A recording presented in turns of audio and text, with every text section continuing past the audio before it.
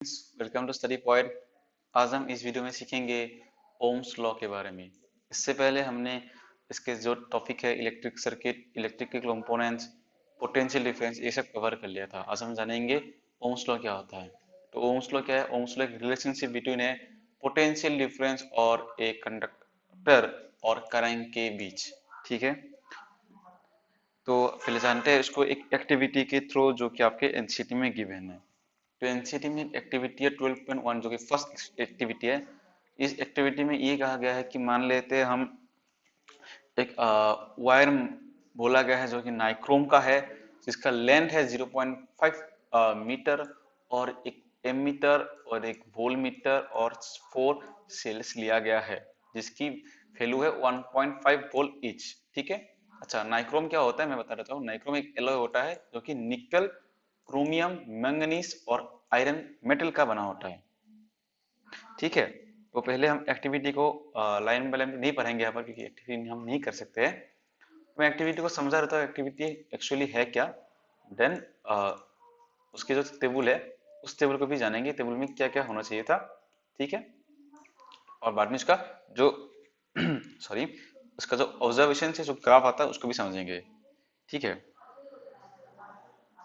तो पहले यहाँ पर हमें सर्किट में कुछ कंपोनेंट गिवन है। ठीक है। ठीक है, तो कंपोनेंट क्या क्या है, तो हमने इसके पहले वाले वीडियो में कंपोनेंट को जाना था। तो आज के वीडियो में हम केवल जानेंगे कंपोनेंट कहाँ का जगह में यूज होता है। जैसे कि हमने पढ़ा था ये कंपोनेंट है इलेक्ट्रिकल कंपोनेंट, और इसका सिंबल था वोल्टेज का। ठीक है, मतलब कि बैटरी का, बैटरी का। ठीक है। तो बैटरी सोर्स बोला गया था 4 बैटरी है, मतलब कि 4 सेल्स है। ठीक है। तो 1 2 3 4 4 सेल्स यहाँ पर है। ठीक है। फिर एक रजिस्टर है हमारा पास। ठीक है। एक वोल्टमीटर है, और वोल्टमीटर हमेशा पैरेलल में हम लगाते हैं, तो पैरेलल में लगाया हुआ है। ठीक है। नेक्स्ट एक एमीटर लगाया है जो कि सीरीज में होगा, और एक ये है स्विच। ओके। तो ये हमारा ये सर्किट है एक्टिविटी का। ठीक है। एक्चुअली यहाँ पर हमें एक्टिविटी में जो टेबल है इसमें क्या करना पड़ता है कि हमें एक एक सेल का पहले तीन चारों सेल एक साथ नहीं लगाना है, एक एक सेल लगाएंगे। ठीक है। लगाने के बाद पहले हम एक सेल में लगा के हम देखेंगे कितना करंट मिल रहा है हमें। ठीक है। फिर पोटेंशियल डिफरेंस कैलकुलेट करेंगे। फिर हम क्या करेंगे, सेल 2 से लगाएंगे, फिर हम वी कैलकुलेट करेंगे, फिर आई कैलकुलेट करेंगे। लेकिन यहाँ पर जो वैल्यू आएगा, ठीक है, जो वैल्यू आएगा वो कांस्टेंट रहेगा। मतलब कि मान लीजिए आपका वैल्यू यहाँ पर वी बाई आई, मतलब कि जो करंट और वोल्टेज का जो रेशियो आ रहा है, मान लीजिए कि 2 है। ठीक है। तो ये जितना भी सेल लगाएंगे अगर हमारा सबका वी बाई आई रेशियो, ठीक है, वो अगर 2 ही आ रहा है, मतलब कि जो वी बाई आई रेशियो है वो क्या है, हमारा कांस्टेंट रहा, तो हम कहेंगे कि ओम्स लॉ को फॉलो कर रहा है। यह कहे तो इसकी जो ग्राफ आएगी वी वर्सेस आई, ठीक है, जो वी वर्सेस आई की ग्राफ आएगी वो एक, एक क्या होगा, स्ट्रेट लाइन होगा। ठीक है, मैं एक बार, एक क्या होगा, स्ट्रेट लाइन होगा। ठीक है। स्ट्रेट लाइन होने का मतलब क्या है, स्ट्रेट लाइन होने का मतलब ये है कि इसकी स्लोप जो है सेम है, मतलब कि यहाँ पर ये जो स्लोप है ये 1 है, मतलब कि स्लोप कांस्टेंट रहेगा। ठीक है। अब स्लोप क्या आपको नहीं पता होगा, मैं नहीं बताऊंगा अभी, लेकिन मतलब जान लीजिए कि ये जो v by I ratio constant होने के कारण ही कि एक क्या है, स्ट्रेट लाइन आया। ठीक है। तो लेट्स एज्यूम कि यहाँ पर मान लीजिए हमें कुछ ऐसा ऐसा वोल्टेज और करंट मिल रहा है, तो यहाँ पर गिवन है, तो हम उसको ही थोड़ा सा देख लेते हैं। तो यहाँ पर वैल्यू कुछ गिवन है, देखिए यहाँ पर जिसकी पोटेंशियल डिफरेंस 4 में हमें मिल रहा था 0.1 करंट। ठीक है। फिर 0.8 पोटेंशियल डिफरेंस में मिल रहा है 0.3 करंट। ठीक है। तो ये कुछ गिवन है, तो हम देख सकते हैं कि एक कांस्टेंट में ही, मतलब कि ये जो वी बाई आई का रेशियो है वो इक्वल हो रहा है, मतलब कि ये स्ट्रेट लाइन बन रहा है। ठीक है, जो मैंने यहाँ बताया था। ओके। सो एक बात जान लीजिए कि हम इस एक्टिविटी से क्या जाने कि वी बाई आई का रेशियो क्या होगा, ये कांस्टेंट रहेगा आपका। ठीक है, ये क्या होगा, ये कांस्टेंट रहेगा। नाउ अब बात करते हैं हम ओम्स लॉ के बारे में, या कहते हैं ओम्स के बारे में। ओम्स क्या थे? ओम एक जर्मन से फिजिसिस्ट थे जिसका फुल नाम था जेरोब सीमन ओम। ओके, सो इन्होंने एक चीज फाउंड किया था, क्या? करंट और जो करंट होता है और एक पोटेंशियल डिफरेंस होता है एक मेटेलिक कंडक्टर के बीच, उनके बीच इन्होंने एक रिश्ता ढूंढा था, एक रिलेशन ढूंढा था। मान लीजिए हमारे पास एक सर्किट है जिसका करंट है आई और उसका एक पोटेंशियल डिफरेंस है एक उसके अक्रॉस, उस मतलब उस मेटेलिक वायर के अक्रॉस, जो कि मान लीजिए भी। उन्होंने ओम्स ने ये कहा कि इन दोनों के बीच एक रिलेशन है, और रिलेशन क्या है? जो हमारा भी है मतलब पोटेंशियल डिफरेंस है, वो क्या डायरेक्टली प्रोपोर्शनल टू है क्या किसके? करंट से। ओके, ये हमने ओम्स ले बोला, ठीक है। क्या? He state that the electric current flowing through metallic wire is directly proportional to the potential difference V across its ends provided, ठीक है।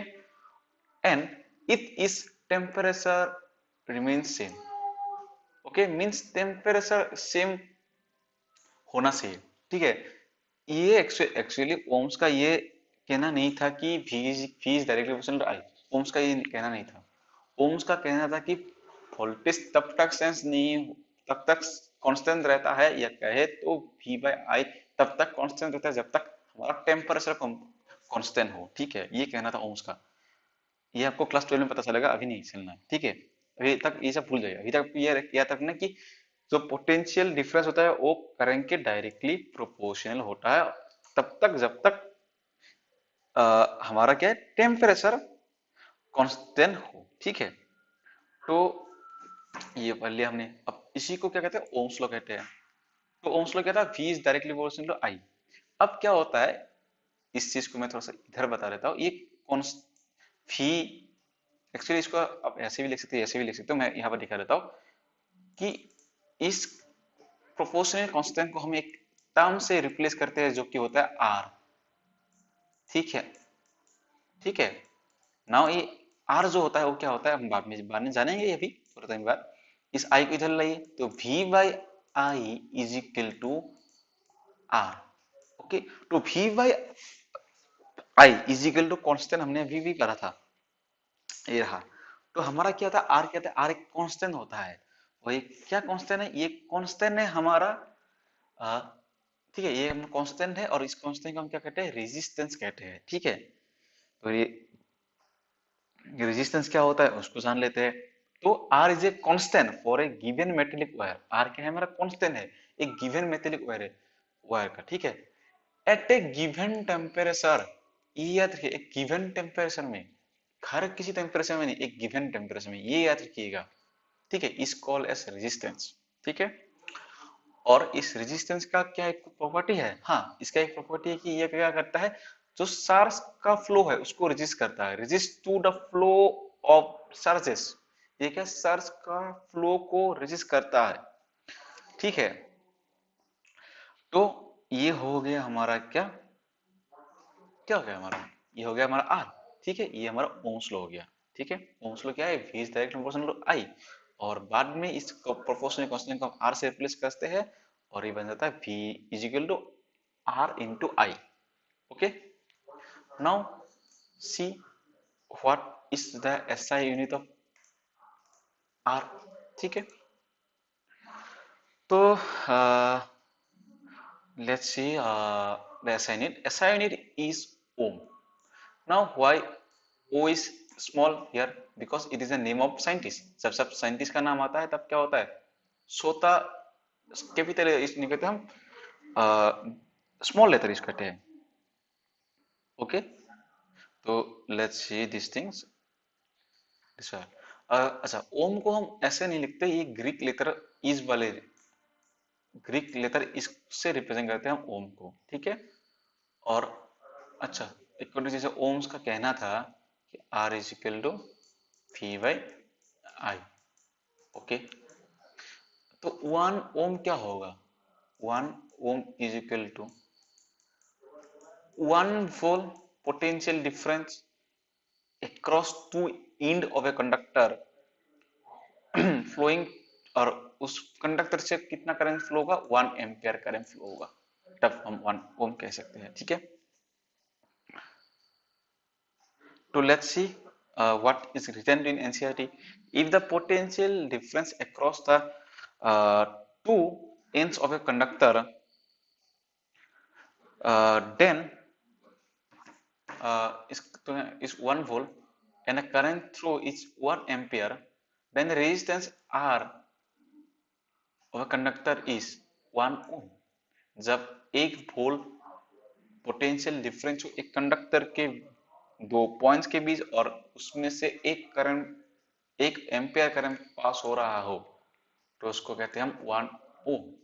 ठीक है, now there is a very very important point is here in this paragraph. ठीक है, उसके बाद activity भी कर लेंगे। ओके, इसमें एक पॉइंट याद रखिएगा आप लोग, यह जो गिवन है कि हमारे जो हमारा जो करंट होता है वो क्या रेजिस्टर से पास होता है। ठीक है, थोड़ा सा जो हमारा जो करंट होता है वो किससे, रेजिस्टर से पास हो रहा है। ठीक है, और ये करंट जो होता है, मैं बराबर लिख रहा हूँ, करंट जो होता है वो रेजिस्टर के इनवर्सली प्रोपोर्शनल होता है। ठीक है, इनवर्सली मतलब कि करंट अगर हमारा 2 गुना बढ़ गया, करंट 2i हुआ, तो हमारा रेजिस्टर 2 से डिवाइड हो जाएगा।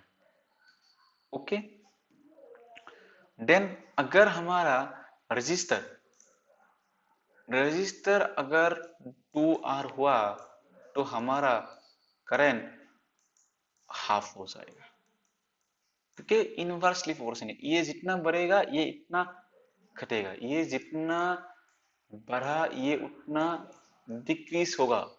ओके, उतने से ही डिक्रीज होगा, यही चीज यहाँ पर बताया गया है। ठीक है, और ये जो रेजिस्टेंस होता है ना, ये कांस्टेंट नहीं रहता, हम रेजिस्टेंस को वेरिएबल कर सकते हैं, रेजिस्टेंस को सेंस भी कर सकते हैं। ठीक है, और जब रेजिस्टेंस सेंस करते हैं तो हम एक इंस्ट्रूमेंट करते हैं, या उसको कहते हैं रियोस्टेट।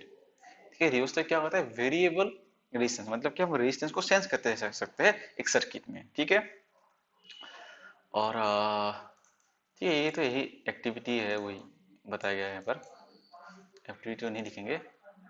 ठीक है, और यही बताया गया। अच्छा, एक चीज यहाँ पर है कि हमारे जो मोशन होते हैं ना, मान लीजिए हमारे पास एक कंडक्टर है ऐसा, और इनमें से अपना इलेक्ट्रॉन भाई साहब फ्लो हो रहा है, और ये इलेक्ट्रॉन भाई साहब को कोई फ्रीली मूव नहीं हो सकता, इसका ये जरूर इधर इधर जा सकता है, लेकिन इतना भी इसको छूट नहीं है कि हर कहीं चला जाए, इतना फ्री नहीं है उसको। ये क्या है, उस कंडक्टर के भीतर ही मूव करेगा। ठीक है, और ये हर एक एटॉम के बीच एक अट्रैक्शन रहेगा। ठीक है, जो कि वहां पर मूव कर रहे हैं। ठीक है, अब हमारा जो ये इलेक्ट्रॉन का मूव को, जो इलेक्ट्रॉन घूमेगा, इनको कौन अपोज करेगा, केवल एक ही अपोज करेगा, वो है रेजिस्टर। ठीक है, तो ये लिखा होगा does the motion of electron through a conductor is retarded bye its resistance. इसके रेजिस्टेंस से ही इलेक्ट्रॉन की मोशन को रिटार्ड कर सकते हैं। ठीक है, अगर हमारा कोई ऐसा कंपोनेंट हो जिसका रेजिस्टेंस बहुत कम हो, very low resistance, a component of a size, given size that offers a low resistance is called good conductor. Okay, then अच्छा, अगर एक कंडक्टर का कुछ एक एप्रिसिबल या एप्रिसिबल रेजिस्टेंस हो, उसको हम क्या कहते हैं, रेजिस्टर कहते हैं। ठीक है, अगर किसी चीज का बहुत हाई रेजिस्टेंस हो, ठीक है, it's offer a very higher resistance, then this called as poor conductor. बहुत ज्यादा कंडक्टर हो, ठीक है, उसको हम कहेंगे, जिसका बहुत रेजिस्टेंस हाई बहुत हो उसको पुअर कंडक्टर कहते हैं। लेकिन इंसुलेटर से ज्यादा कुछ नहीं होगा, इंसुलेटर सबसे ज्यादा रेजिस्टेंस करता है। ठीक है, an insulator of same size offer even higher resistance, बहुत ज्यादा रेजिस्टेंस। ठीक है, तो ये चीज याद रखिएगा, ठीक है। जित आर जितना कम उतना गुड होगा, ठीक है। आर जितना ज्यादा उतना ही वो क्या होगा, बैड होगा, बैड बैड कंडक्टर। ओके, सो यहाँ पर हमने ओम्स लॉ भी कवर कर लिया। मैं फिर से एक बार बता दूं, ओम्स लॉ क्या होता था। ओम्स लॉ था V is directly proportional to I, ठीक है। और इसका जो वी आई का रेशियो था वो कांस्टेंट था, मतलब कि हमारा जो वी आई का अगर हम एक ग्राफ ड्रॉ करेंगे ग्राफिकली तो एक स्ट्रेट लाइन हमें मिलेगी। ओके, और हमारा जो ये जो कांस्टेंट आ रहा था उसको हम आर से बताते हैं, और आर क्या है, आर है रेजिस्टेंस, ठीक है। और आर रेजिस्टेंस क्या करता है, उसका क्या करना क्या प्रॉपर्टी है कि इलेक्ट्रिक सर्ज के फ्लो को रेजिस्ट करता है। ओके, और उसका असाइन होता है ओम, ठीक है, जिसको हम ग्रीक लेटर इससे रिप्रेजेंट करते हैं, इससे। Okay, now what is one ohm. एक ओम क्या है, one volt by one ampere. जब एक वोल्ट पोटेंशियल डिफरेंस होगा एक कंडक्टर के दो पॉइंट के बीच डिवाइड बाय एक एम्पियर करंट से, ठीक है। ये हो गया हमारा एक वन ओम। तो ये हमने कंप्लीट कर दिया ओम्स लॉ। नेक्स्ट वीडियो में देखेंगे factor on which resistance of a conductor depend, ठीक है। Thank you.